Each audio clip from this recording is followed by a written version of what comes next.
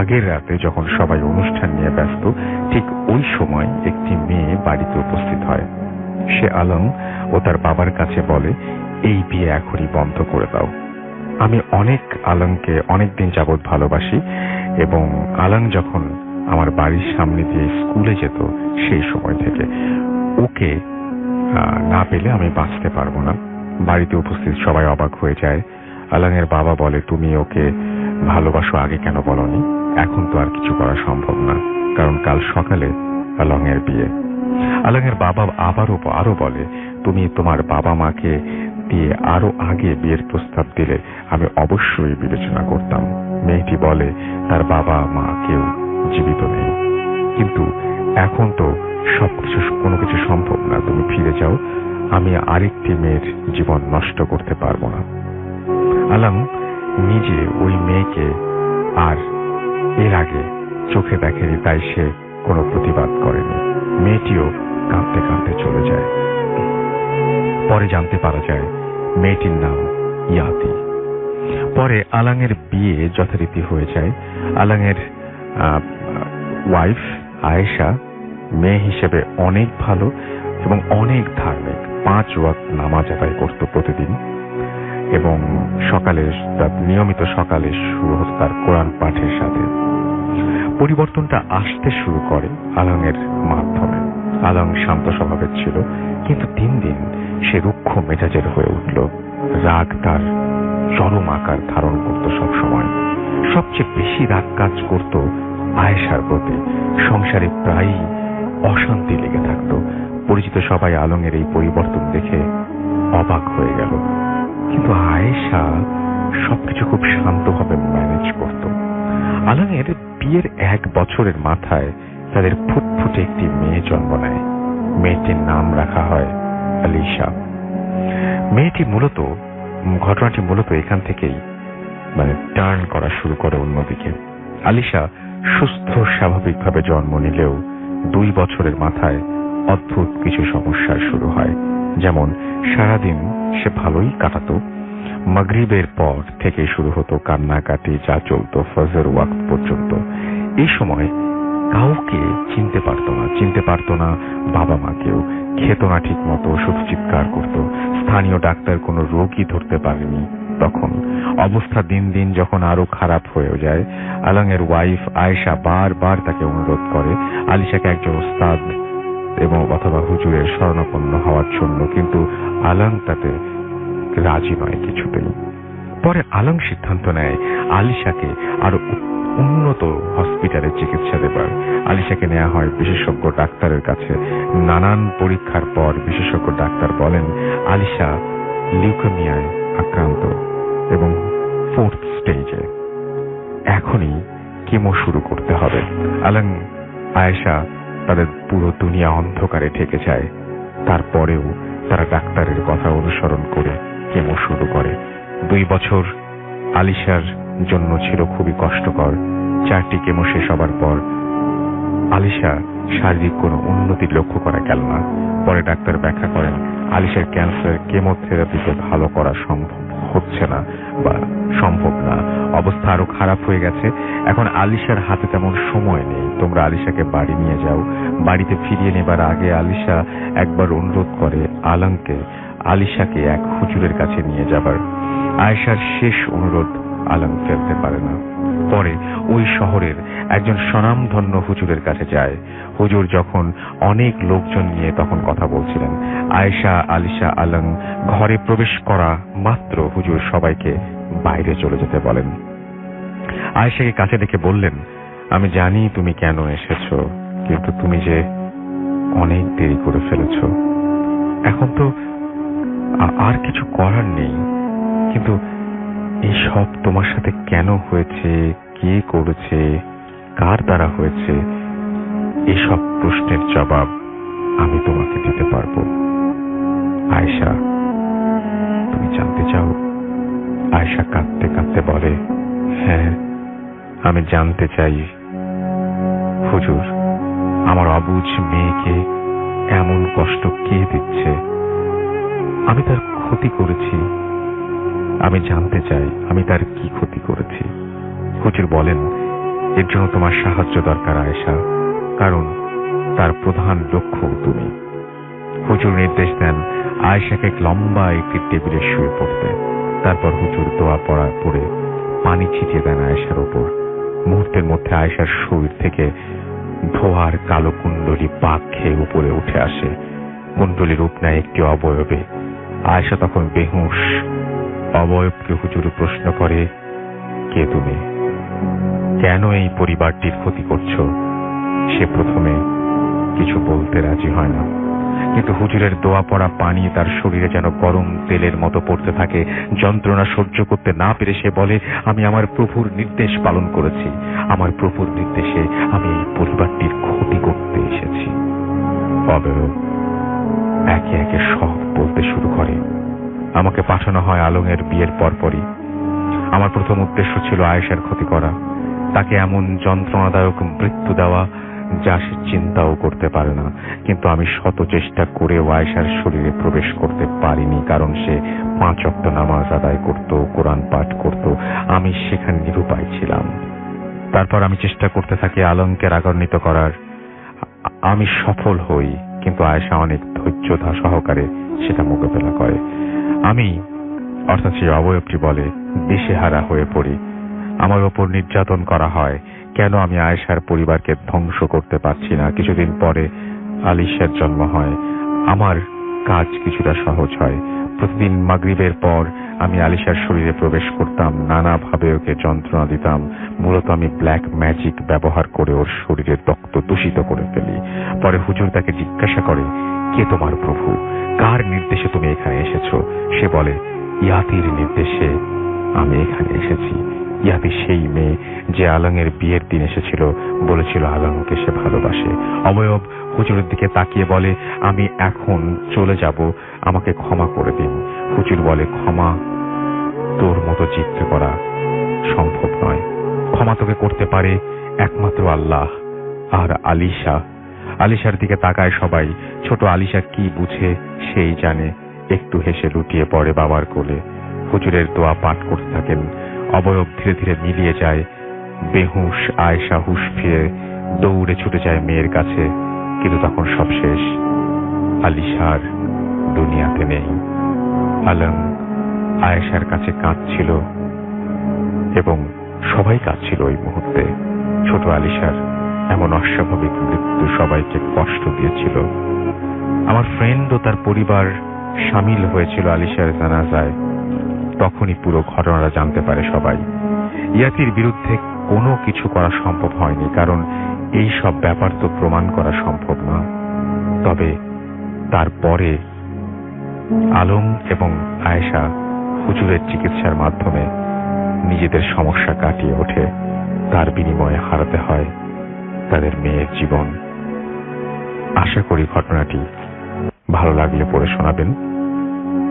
Fahima Akter, Kuala Lumpur, Malaysia. তো এই ছিল ঘটনা, এবং আশা করছি ঘটনাটি আপনাদের অনেক বেশি ভালো লেগেছে। এখন আমরা যেটা করব সেটা হচ্ছে আরো একটি ঘটনায় যাব, এবং আমাদের সঙ্গে এই মুহূর্তে উপস্থিত আছেন আফনান ভাই। আফনান ভাইয়ের কাছে আমরা যাব তার ঘটনাটি শোনার জন্য। আফনান ভাই, আপনার ঘটনা দিয়ে শুরু করি আজকের ঘটনা, এবং আশা করছি যে এই ঘটনাটি সবার ভালো লাগবে। আর একবার বলতে হবে আপনাকে। আসসালামু আলাইকুম, সবাইকে শুভেচ্ছা। রসুল ভাই, এখন যে ঘটনাটা আমি বলবো এটা আমাদের রাজবাড়িরই একটি ঘটনা। তো ঘটনাটি যার সঙ্গে ঘটেছিল তার নাম হচ্ছে জালাল। আচ্ছা। উনি পেশায় একজন নির্মাণ শ্রমিক। তো উনি, ওনার বাসা হচ্ছে সূর্যনগর।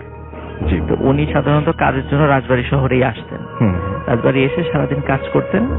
রাসেল ভাই, ওই সময়ে, এই ঘটনাটার সময়টা একটু বলি, যে ঘটনাটার সময় ছিল 2002 সালের দিকের ঘটনা। আচ্ছা।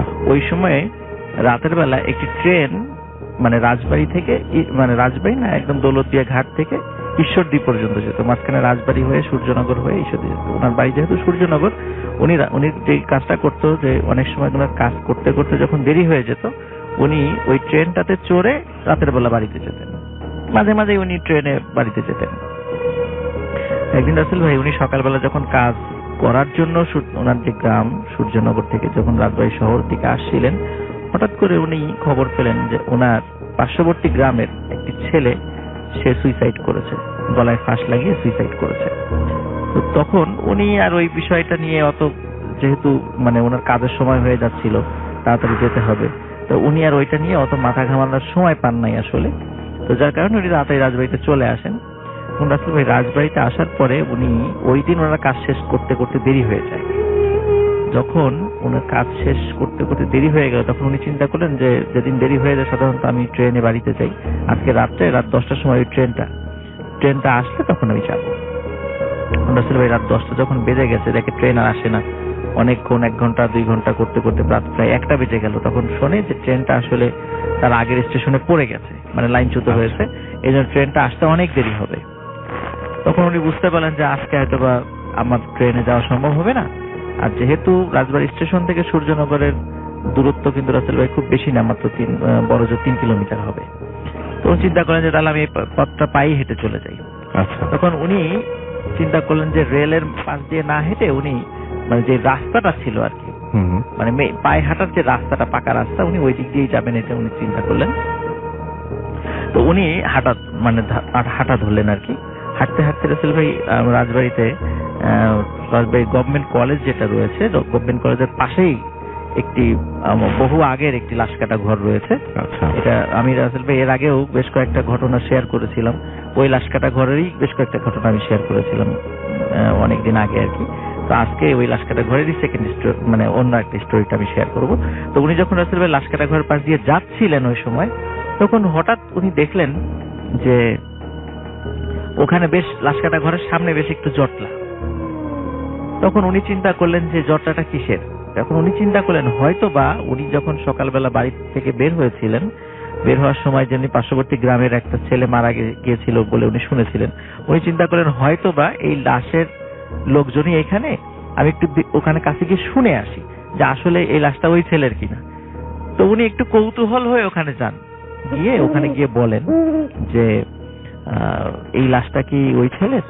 তখন ওরা বলে হ্যাঁ এই লাশটা ওরই, ভিতরে লাশ কাটা হচ্ছে।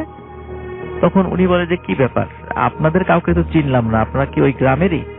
বলে না, আমরা কেউই ওই গ্রামের না। বলে তাহলে কি ওর পরিবারের আত্মীয় স্বজন কেউ এখানে আসে নাই? তখন উনি বলে যে না, পরিবারের আত্মীয় স্বজন কেউ আসে নাই। ওখানকার যারা উপস্থিত লোকজন বলে যে আমরা তারই আত্মীয় স্বজন, দূর দূরান্ত থেকে এসেছিলাম, আমরাই এর সাথে রয়েছি, আমরাই এই লাশটা নিয়ে আবার গ্রামে ফিরে যাব। তখন উনি চিন্তা করলেন যে যেহেতু তারা গ্রামে যাবেন, উনি একা মানুষ, যে একটা কাজ হয় যে আমি একবার শেষ করে এদের সাথেই বাড়িতে যাই। উনি এই চিন্তা করে বলেন যে ভাই আমি কিছু মনে না করলে আমি কি এখানে থাকতে পারি? তখন সবাই বললেন যে না আপনি চলে যান। বলেন না আমি একটু থাকি, আমি একা আছি, আপনাদের সাথেই আমি যেতাম। তখন তারা বললো আচ্ছা ঠিক আছে থাকেন। তো রাসেল ভাই একটা কথা বলে নেওয়া ভালো, ওই জালাল ভাই যিনি, উনি আবার নামাজ কালামি ছিলেন, 5 ওয়াক্ত নামাজ পড়তেন, উনি সুন্নতি পোশাক পরতেন এবং মুখে দাড়িও ছিল ওনার। তো উনি ওখানে ছিলেন। কিছুক্ষণের মধ্যে রাসেল ভাই হঠাৎ করে ওই জালাল ভাই খেয়াল করলেন যে লাশ কাটা ঘরের দরজাটা আস্তে আস্তে আস্তে আস্তে ফাঁকা হয়ে গেল। তখন উনি দেখতে পেলেন যে ঘটনাটা সেটা হলো যে লাশ কাটা হচ্ছে, কিন্তু যার লাশ কাটা হচ্ছে এবং যারা কাটছে সবার চেহারা রাসেল ভাই একরকম। আচ্ছা, যেমন ওনার বর্ণনা অনুযায়ী ওখানে যারা লাশ কাটছিল কারো মাথায় চুল ছিল না, গোফ দাড়ি কিচ্ছু ছিল না, মনে হচ্ছে একদম ক্লিন ভাবে মাথাটা মানে কামানো, দাড়ি কামানো, গোফ কামানো, এবং সবাই ছিল ফর্সা, ধবধবে ফর্সা। এবং রাসেল ভাই লাশ যেটা কাটা হচ্ছে এবং সেটার চেহারাও ওই ঠিক যারা কাটছে ওদের একই রকম চেহারা সবার। এটা দেখে উনি মারাত্মক ভয় পান। মারাত্মক ভয় পারে উনি ওখান থেকে চলে যাবেন। এমন সময় তারা বলে কি ভাই আপনাকে তো শুরুতেই বলেছিলাম চলে যেতে, এখন কেন যেতে যাচ্ছেন? এখন তো যেতে পারবেন না, এখন থাকেন, লাশের জানাজাটা করে তারপর আপনাকে যেতে হবে।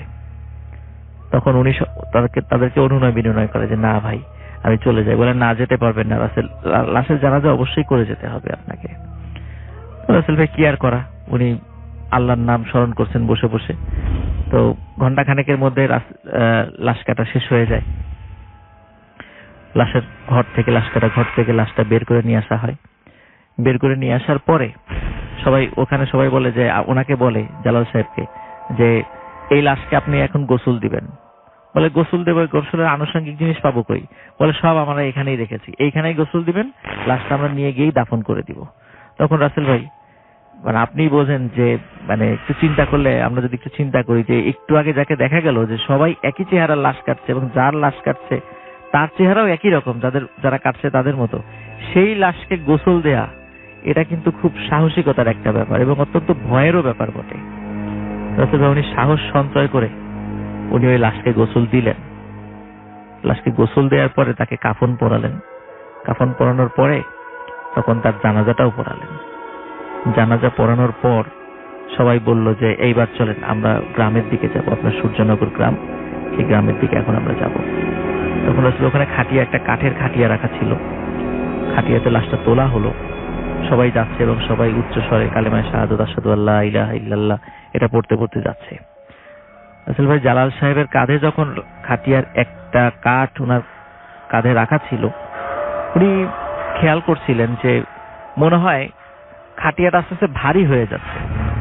তখন উনি চিন্তা করলেন যে ভারী হতে পারে, হয়তো আমি কিছুক্ষণ বহন করছি এই জন্য আমার কাছে ভারী মনে হচ্ছে।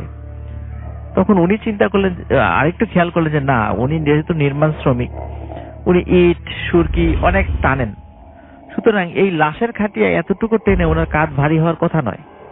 ওনার সাথে আর একটা বিষয় হলো খাটিয়াটা আস্তে আস্তে আস্তে আস্তে আরো বেশি ভারী হয়ে আসছে। তখন উনি পাশের যে লোকগুলা ছিল তখন বলছে, ভাই আমি তো আর লাশটা বহন করতে পারছি না। তখন বলে যে না, আপনি লাশটা ছাড়তে পারবেন না, আপনাকে এটা বহন করেই যেতে হবে। কারণ ভাই এটা খুব ভারী হয়ে গেছে। ভারী হয়ে গেছে কোনো সমস্যা নেই, ওনারা বলছিলেন যারা সাথে ছিল, ভারী হয়ে গেছে কোনো সমস্যা নেই, লোক আসছে, লোক এসে ধরবে। তখন বলছে লোক এসে কোথায় ধরবে? মানে যে কাঠ, এই কাঠটা তো ছোট, মাত্র 2-3 জন কাঁধ লাগাতে পারবে। বলে তখন রাসেল ভাই উনি খেয়াল করলেন জালাল সাহেব যে ওই কাঠটা আস্তে আস্তে বড় হচ্ছে এবং কোথা থেকে যেন, যে কাঠটা কাঁধের উপর থাকে, কাঠটা কাঁধের উপরে থাকে আর কি, কোথা থেকে যেন আশেপাশ থেকে 5-6 জন করে লোক আসছে আর ওই কাঁধের সাথে ওই মানে কাঠটা নিজের কাঁধের সাথে ঠেকাচ্ছে আর ওই কাঠটা আস্তে আস্তে লম্বাই হচ্ছে। আর রাসেল ভাই জালাল সাহেবের বর্ণনা অনুযায়ী যত লম্বা হচ্ছে কাঠটা, লাশের ওই খাটিয়াটা তত ভারী হচ্ছে, তত ভারী হচ্ছে। একটা সময় উনি আর সহ্য করতে পারলেন না ভার, তখন উনি এই খাটিয়াটা ছেড়ে দিয়ে এক লাফ দিয়ে পিছন দিকে সরে গেলেন যে না, আর সহ্য করতে পারছি না আমি এই ভার। তখন রাসেল ভাই উনি দেখলেন একটু আগে যে লাশটি কাটা হচ্ছিল, সেই লাশটি মানে খাটিয়ার উপরে বসে আছে এবং তার শরীরে যে কাটা দাগগুলো একটু আগে কাটা মানে সেলাই করা হয়েছে সেগুলো স্পষ্টভাবে দেখা যাচ্ছে এবং খুব বড় বড় চোখে জালাল সাহেবের দিকে তাকিয়ে আছে। আসলে ভাই তখন আর এই দৃশ্যটা জালাল সাহেব সহ্য করতে পারলেন না, তখন উনি ওখানে সেন্সলেস হয়ে পড়ে যান। সকালবেলা উনি নিজেকে আবিষ্কার করেন সূর্যনগর, অত্যন্ত পুরাতন একটি কবরস্থান, এটা এখনো কবরস্থানটা আছে, এটা সূর্যনগর রেল স্টেশনের ঠিক পাশে। যারা সূর্যনগর বাড়ি আছে তারা হয়তোবা এটা আপনারা অবশ্যই চিনবেন। সূর্যনগর রেল স্টেশনের একদম পাশে একটি কবরস্থান রয়েছে, একদম গ্রামীণ কবরস্থান, অনেক পুরাতন একটা কবরস্থান। ওই কবরস্থানে উনি নিজেকে আবিষ্কার করেন। আবিষ্কার করার পর রাসেল ভাই ওনার সমস্ত শরীরে, উনি যেটা দেখেন সমস্ত শরীরে বড় বড় মানে মানে দাগ হয়ে আছে, মনে হচ্ছে ওনার সমস্ত শরীরে কোনো পিঁপড়া জাতীয় কোনো প্রাণী কামড়িয়েছে। অথচ ওইখানে কিন্তু ওই ধরনের ওনাকে সমস্ত শরীরে কামড়ানোর মতো ওই ধরনের উনি ঘুম থেকে উঠে কোনো কিছু উনি অস্তিত্ব খুঁজে পান নাই। পরবর্তী রাসেল ভাই উনি খোঁজ খবর নিলেন যে পার্শ্ববর্তী যে মারা গিয়েছিল সে তাকে আসলে লাশ কাটা হয়েছিল কিনা। তখন উনি খবর নিলেন না, তার আসলে লাশ কাটা হয় নাই, তাকে ফাঁসি দেওয়ার মারা যাওয়ার পরে স্থানীয় চেয়ারম্যানরা পুলিশের কাছ থেকে অনুমতি নিয়ে তাকে লাশ ময়নাতদন্ত ছাড়াই তাকে দাফন দিয়েছিল। যেহেতু সে সুইসাইড করেছে এবং সেটা প্রমাণিত ছিল, এই জন্য ময়নাতদন্তের প্রয়োজন হয় নাই। মানে পুলিশকে সেটা অনেক রিকোয়েস্ট করে তাদের কাছ থেকে অনুমোদন নিয়ে সেটা দাফন করে। তার মানে রাসেল ভাই এখানে একটা বিষয়, সেটা হলো তাহলে উনি যে দেখলেন এটা কাদেরকে দেখলেন ওইখানে, এবং একই চেহারার লাশ, একই চেহারার লোক, যারা লাশ কাটছে তাদের চেহারাও যেরকম, যার লাশ কাটছে তার চেহারাও সেরকম। এই ঘটনাটি রাসেল ভাই উনার কাছ থেকে শোনা, জালাল সাহেবের কাছ থেকে। উনি এখনো নির্মাণ শ্রমিকের পেশায় আছেন, এখন উনি রাজমিস্ত্রির দায়িত্ব পালন করেন। তো এটাই ছিল রাসেল ভাইয়ের first story. Thank you Rasel bhai. You are most welcome. অনেক চমৎকার একটা ঘটনা শুনলাম আমরা, এবং এই ঘটনাটি আশা করছি আপনাদেরও ভালো লেগেছে। আরো একবার আপনাদেরকে জানিয়ে দিই, যদি আপনারা লিখতে চান তাহলে আমাদের অ্যাড্রেসটা হচ্ছে bhutfm@radiofurti.fm, which is BHTFM@radiofurt.fm। আপনার নাম, ঠিকানা এবং ফোন নাম্বার সহ আপনার জীবনে ঘটে যাওয়া সেরা ঘটনা লিখে পাঠিয়ে দেন আমাদের কাছে। ঘটনার শুরুতে অবশ্যই উল্লেখ করুন যে ঘটনাটি আপনি স্টুডিওতে এসে শেয়ার করতে চান, নাকি আপনি চান আপনার ঘটনা আমরা পড়ে শোনাই। ওকে, আর যারা দেশের বাইরে রয়েছে তারা অডিও ক্লিপ পাঠিয়ে দিতে পারেন বা লিখেও পাঠাতে পারেন ঘটনাটি আমাদের কাছে। আমরা এখন যেটা করব সেটা হচ্ছে ছোট্ট একটা বিরতি নিব, এবং বিরতির পরে আবারও ফিরে আসবো। সেই পর্যন্ত আমাদের সঙ্গেই থাকুন। স্টে টিউনড রেডিও ফুর্তি এফএম অ্যান্ড ডু ফুর্তি।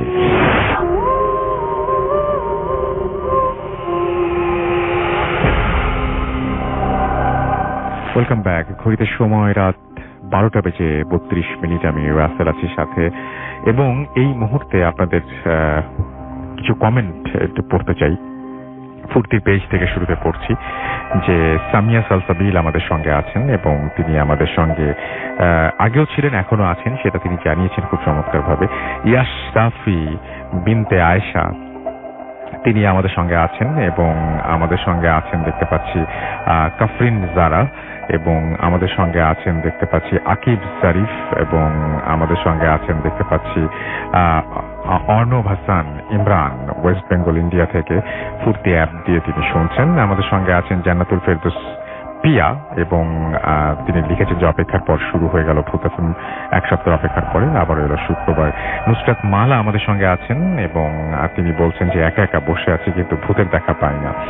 আমাদের সঙ্গে আছেন দেখতে পাচ্ছি শাহরিয়ার কবির সিয়াম, এবং তিনি বলছেন যে ফ্রেন্ডসরা লাউড স্পিকার দিয়ে ভূত এফএম শুনছি। আপনারা যারা যারা শুনছেন আপনাদের সবার জন্য অনেক অনেক শুভকামনা, এবং আপনাদের প্রত্যেককে অনেক অনেক অনেক অনেক ধন্যবাদ আমাদের সঙ্গে থাকার জন্য। এবং নামগুলো জানতে পারলে আরো ভালো লাগতো, প্রত্যেকের নামও বলতে পারতাম হয়তো। এমডি মুন আমাদের সঙ্গে আছেন, এবং তিনি বলছেন যে তিনি এবং তার রুমমেট প্রিন্স ভাই লাইট অফ করে ভূত এফএম শুনছেন তারা। সারা আহমেদ আমাদের সাথে আছেন, এবং লিখেছেন থ্যাংক ইউ রাসেল ভাই ফর হোস্টিং। আচ্ছা, ওকে, থ্যাংক ইউ সো মাচ। আমাদের সঙ্গে আছেন দেখতে পাচ্ছি জেরিন আক্তার, এবং তিনি ঢাকা থেকে শুনছেন। আমাদের সাথে আছেন শাহরিয়ার কবির সিয়াম। তারা ছবি দিয়েছেন লাউড স্পিকারের, এবং এটা সম্ভবত একটা ছাদ, যে ছাদের উপরে লাউড স্পিকার রেখে তারা অনেকে মিলে ভূত এফএম শুনছেন। ছবিটা খুবই চমৎকার, এবং আশা করছি যে আপনারাও এটা দেখতে পাবেন, এবং এই ছবিটা আমি সেভ করে রাখতে চাই। থ্যাংক ইউ ভেরি মাচ এরকম চমৎকার একটা ছবি দিয়ে আমাদের উৎসাহিত করার জন্য, এবং আমি আশা করছি যে এটা আসলে আমাদের জন্য অনেক বড় প্রেরণা। আমাদের সঙ্গে আছেন দেখতে পাচ্ছি এমডি শাহরিয়ার নড়াইল থেকে শুনছেন তিনি। আমাদের সঙ্গে আছেন দেখতে পাচ্ছি মাশরাফি অন্তু, এছাড়াও আমাদের সঙ্গে আছেন দেখতে পাচ্ছি আমাদের সঙ্গে কোয়াইট শাকির, আমাদের সঙ্গে আছেন সাইফুল হাসান, মারজিনা, মায়েশা মিষ্টি আমাদের সঙ্গে আছেন। আমাদের সঙ্গে আছেন সাদিয়া নওরিন, এছাড়া আমাদের সঙ্গে আছেন নাজমুস সাকিব আছেন। আমাদের সঙ্গে দেখতে পাচ্ছি আশিক আহমেদ, টিডি তামিম আমাদের সঙ্গে আছেন। আমাদের সঙ্গে আছেন ফাহাদ, এছাড়াও আছেন সিনথিয়া আফরিন মিঠু, আমাদের সঙ্গে আছেন নাজমুল রিদিশ নিশু, আমাদের সঙ্গে আছেন দেখতে পাচ্ছি শামসুল জেমস, আরমান সাগর আমাদের সঙ্গে আছেন, এবং তিনি শহীদ বুদ্ধিজীবী দিবস হিসেবে নিয়ে অনেক কথা লিখেছেন, এবং আজকের এই দিনে সবচেয়ে বুদ্ধিদীপ্ত কৃতি সন্তানদের নৃশংসভাবে হত্যা করা হয়েছিল। বিজয়ের খুব কাছে এসে তারা নিতে পারেনি বিজয়ের স্বাদ। সকল বুদ্ধিজীবীদের আত্মার শান্তি কামনা করছেন তিনি, আমরাও তাই করি। আহমেদ আরাফাত আমাদের সঙ্গে আছেন, উত্তরা থেকে শুনছেন তিনি, আমাদের সঙ্গে আছেন দেখতে পাচ্ছি। এছাড়াও তুষার আহমেদ তুহিন রাজশাহী পুঠিয়া থেকে শুনছেন। এছাড়া আমাদের সঙ্গে আছেন জুয়েল রানা, আমাদের সঙ্গে আছেন ইমতিয়াজ করিম আছেন, আমাদের সঙ্গে মোহাম্মদ নাইমুল ইসলাম আমাদের সঙ্গে আছেন দেখতে পাচ্ছি RSM দিদার, এছাড়াও আছেন, এবং তিনি কিশোরগঞ্জ থেকে শুনছেন এমডি নাহিদ ইসলাম হাসান আমাদের সঙ্গে আছেন। আমাদের সঙ্গে আছেন গৌরী শঙ্কর, এছাড়াও আছেন দেখতে পাচ্ছি পথহারা মুসাফির, রাসেল খান আমাদের সঙ্গে আছেন। আমাদের সঙ্গে আছেন হামিদুর রহমান, এছাড়া আছেন আমাদের সঙ্গে টুটুল কুমার শ্রাবণ আছেন, তুষার আহমেদ তুহিন আছেন আমাদের সঙ্গে, আলিফ রহমান, এছাড়াও আছেন আমাদের সঙ্গে এমডি তৈয়বুর রহমান, সুমন আছেন, আব্দুল্লাহ, ইমন সহ আরো অনেকে। আপনাদের সবাইকে অনেক অনেক ধন্যবাদ। এরপরে যখন পড়বো তখন ভূত এফএমের যে পেজটা আছে সেখানে ভূত এফএমের সেই পেজটা থেকে পড়বো, সুতরাং সেই পেজেও আপনারা লিখে থাকুন। কিছুক্ষণের মধ্যে আমরা চলে যাব সেই পেজে। এখন যেটা করবো সেটা হচ্ছে আমাদের সঙ্গে একজন অতিথি আসছেন, আরো একজন অতিথি যার কাছ থেকে আমরা ঘটনা শুনবো। এবং আপনি যেটা করবেন সেটা হচ্ছে শুরুতে আপনার নামটা বলবেন, তারপর আপনি বলবেন আপনি কোথা থেকে এসেছেন, তারপর আপনার ঘটনায় যাবো আমরা। হ্যালো লিসেনার, আমি রুবেল ইসলাম জয়। আমি বাংলাদেশ কৃষি বিশ্ববিদ্যালয় থেকে আসছি। আমি রাজশাহী জেলার তানোর উপজেলার কোনো একটা গ্রামে বাস করি। ওকে, শুরুতে রাসেল ভাইকে ধন্যবাদ জানাচ্ছি বুধ ভাইয়ের মতো এরকম জনপ্রিয় একটা প্রোগ্রামে আমাকে ইনভাইট করার জন্য। সাথে সাথে ধন্যবাদ দিচ্ছি আমার বন্ধু রেজন এবং সোহানকে, যাদের অনুপ্রেরণায় আজকে আমি ভূত স্টুডিওতে আসতে পারছি। যাই হোক, রাসেল ভাই সরাসরি আমি আমার ঘটনায় চলে যাই। রাসেল ভাই যখন ঘটনাটি ঘটে তখন সালটা ছিল 2014। আমি তখন রাজশাহী সিটি কলেজের উচ্চ মাধ্যমিক দ্বিতীয় বর্ষের ছাত্র ছিলাম। রাসেল ভাই, একদিন আনুমানিক প্রায় 5:30টার সময় আমি রাজশাহী থেকে বাসা যাওয়ার উদ্দেশ্যে রওনা দিই এবং প্রায় 6:30টার সময় আমি বাস থেকে নামি। রাসেল ভাই, একটা কথা বলতে চাই, আমি যেখানে বাস থেকে নামছিলাম সেখান থেকে আমার বাড়ির দূরত্ব আনুমানিক 2.5 কিলোমিটার মতো, এবং শীতকাল হওয়ায় এবং কোনো গাড়ি বা ভ্যান কিছু না পাওয়ায় রাসেল ভাই আমি হেঁটেই সেখান থেকে বাড়ি যাওয়ার সিদ্ধান্ত নিই। রাসেল ভাই, আমি হাঁটতে শুরু করলাম। রাসেল ভাই, যেতে যেতে গ্রামের কাছাকাছি আসতেই আমার এক বাল্যকালের বন্ধুর সাথে দেখা হয়ে যায়। রাসেল ভাই, তার ছোটবেলা থেকেই তার স্বভাব ছিল পাখি শিকার করা, এবং সেগুলো সে বাজারে বিক্রি করতো। সে এক ধরনের ফাঁদ ব্যবহার করতো এবং রাসেল ভাই সে পাখি শিকার করতো। রাসেল ভাই, যাই হোক, সে আমাকে তার সাথে পাখি শিকার করতে প্রতিদিনের মতো, রাসেল ভাই আরেকটা কথা বলে রাখি, প্রতিদিনের মতো সে সেদিনও পাখি শিকার করতে যাচ্ছিল এবং সে আমাকে তার সাথে যেতে বলে। বিষয়টি আমি রাসেল ভাই আনন্দের সাথে নিই এবং তার সাথে পাখি শিকার করতে যাওয়ার জন্য মন স্থির করি। যাই হোক, আমি আমরা দুজনে রাস্তা থেকে নামলাম এবং বিশাল বিস্তীর্ণ একটা ফাঁকা মাঠের মধ্যে চলে গেলাম। রাসেল ভাই, সেখানে আমরা মন স্থির করলাম যে সেখানে আমরা ফাঁদটি পাতবো। ফাঁদটি পাতার প্রায় আধা ঘন্টা পরে রাসেল ভাই আমরা ফাঁদটি উঠালাম এবং প্রায় 20 থেকে 30 পাখি ধরা পড়লো। তো রাসেল ভাই, উল্লেখ্য যে আমার এবং আমার বন্ধুর বাড়ি একই গ্রামে হলেও দুজনের বাড়ি ছিল গ্রামের সম্পূর্ণ বিপরীত দিকে। তো যদি আমার বন্ধু সেই রাস্তা দিয়ে যেত, যে রাস্তা দিয়ে আমি বাড়িতে যাচ্ছিলাম, তাহলে রাসেল ভাই তার জন্য বাসায় যেতে তুলনামূলক কম সময় লাগতো। এবং রাসেল ভাই, যেখানে আমরা ফাঁদটি পাচ্ছিলাম সেখান থেকে যদি আমি মাঠের মধ্যে দিয়ে সরাসরি আমি বাসাতে চলে যেতাম, তাহলে রাসেল ভাই আমার জন্য কম সময় লাগতো। এই জন্য আমরা সিদ্ধান্ত নিলাম যে যার যে দিক দিয়ে সহজ হয় সেই দিক দিয়ে বাসায় চলে যাবে। সুতরাং আমার সেই বন্ধু সিদ্ধান্ত নিল যে সে রাস্তা দিয়ে যাবে রাসেল ভাই, এবং রাসেল ভাই যেহেতু অনেক রাত হয়ে গেছিল, সেজন্য রাসেল ভাই আমি সিদ্ধান্ত নিলাম আমি সেই মাঠের মধ্যে যেই বাড়িতে চলে যাব। রাসেল ভাই, যাই হোক, আমি যে দিক দিয়ে যাবো রাসেল ভাই, যে মাঠের মধ্যে যাব, তার সামনেই ছিল বিশাল একটা পুকুর। পুকুরটির পাড়গুলো ছিল অনেক উঁচু এবং চারিদিকে বিস্তীর্ণ জঙ্গলে ঘেরা। রাসেল ভাই, সাথে ছিল তার চারিদিকে ছিল কয়েকটা তাল গাছ। রাসেল ভাই, সেই তাল গাছের তার মধ্যে একটি তাল গাছ বজ্রপাত পড়ার ফলে রাসেল ভাই সেটা কোনো সময় পুড়ে যায়।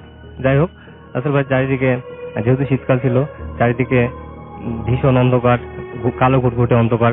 আমি হাঁটতে লাগলাম। হাঁটতে হাঁটতে রাসেল ভাই হঠাৎ আমি কিছু বাদ্যযন্ত্রের শব্দ শুনতে পেলাম। রাসেল ভাই, আমি সামনে পিছনে চারিদিকে খেয়াল করলাম, কোনো মানুষ দেখতে পেলাম না। যাই হোক রাসেল ভাই, আমি আরো সামনে আমি হয়তো চিন্তা করলাম, যেহেতু আমাদের গ্রামের অধিকাংশই মানুষই হিন্দু, রাসেল ভাই আমি মনে করলাম হয়তো গ্রাম থেকেই সে বাদ্যযন্ত্রের শব্দগুলো আসছে। সাঁওতালরা আপনার বলছিলেন যে বাজান এরকম আপনাদের গ্রামের প্রচুর মানুষ আছেন? তাই 60% মানুষের সাঁওতাল, যারা প্রধানত হিন্দু ধর্মাবলম্বী। আচ্ছা রাসেল ভাই, আমি কিছু মনে না করে আমি আবার সামনের দিকে হাঁটতে থাকলাম। আচ্ছা রাসেল ভাই, আমি যতই সামনের দিকে আগাতে থাকলাম, রাসেল ভাই বাদ্যযন্ত্রের তীব্রতা ততই বাড়তে থাকলো। রাসেল ভাই, এটা দেখে আমি হঠাৎ থমকে দাঁড়ালাম। আমার চোখ হঠাৎ উপরের দিকে যেতে দেখলাম সেই যে মরা তাল গাছটি ছিল সেখান থেকে আলোক সজ্জিত কিছু একটা রাসেল ভাই আমার সামনে থেকে এগিয়ে আসছে। রাসেল ভাই আমার এবার বুঝতে বাকি থাকলো না যে সেই আলোক সজ্জিত অংশটি থেকেই রাসেল ভাই শব্দগুলো, বাদ্যযন্ত্রের শব্দগুলো আসছিল। সেটা যতই সামনে থেকে আসছিল ততই তার আলোক উজ্জ্বলতা তীব্র থেকে তীব্রতর হচ্ছিল এবং সেটা ধীরে ধীরে বিশাল বড় আকার ধারণ করলো। রাসেল ভাই এবার আমি স্পষ্ট দেখতে পেলাম রাসেল ভাই সেই আলোক সজ্জিত অংশটি এমন দেখাচ্ছিল একটা বিয়ে বাড়িতে বিয়ে হলে রাসেল ভাই বাড়িটি যেভাবে সজ্জিত করা হয় ঠিক একই রকম ভাবে বাড়িটি সজ্জিত করা ছিল। কিছুক্ষণ পরেই রাসেল ভাই সেই উড়ন্ত থাকা অবস্থায় সেই বাড়িটি আমার সামনে অবতরণ করলো। রাসেল ভাই আমি কি করবো আমি কিছু বুঝতে পারছিলাম না। রাসেল ভাই তার কিছুক্ষণ পরে দেখলাম প্রায় 50 থেকে 70 জন বরযাত্রী সহ লোক সে বাড়ি থেকে বের হয়ে আসছে। রাসেল ভাই সেই লোকগুলোর মধ্যে বৃদ্ধ, নারী, পুরুষ সকল শ্রেণী পেশার মানুষই ছিল। রাসেল ভাই আমি দেখলাম সেই বরযাত্রী মধ্যে যারা বর কনে ছিল আমাদের মুসলমান সমাজে যেভাবে একজন বর এবং কনেকে সাজানো হয় ঠিক সেভাবেই সেরকম পোশাক পরিধান অবস্থায় তারা ছিল রাসেল ভাই। আমি দেখলাম সেই যারা বাদ্যযন্ত্র বাজাচ্ছিল তারা বিভিন্ন ধরনের, যেমন কেউ ঢোল, কেউ খঞ্জন, কেউ বা বাঁশি বাজাচ্ছিল। সবাই তারা আমাকে দেখে বিট ঘুরে টাইপের শব্দ করতে লাগলো এবং সবাই আমার দিকে ঘুরে দাঁড়ালো এবং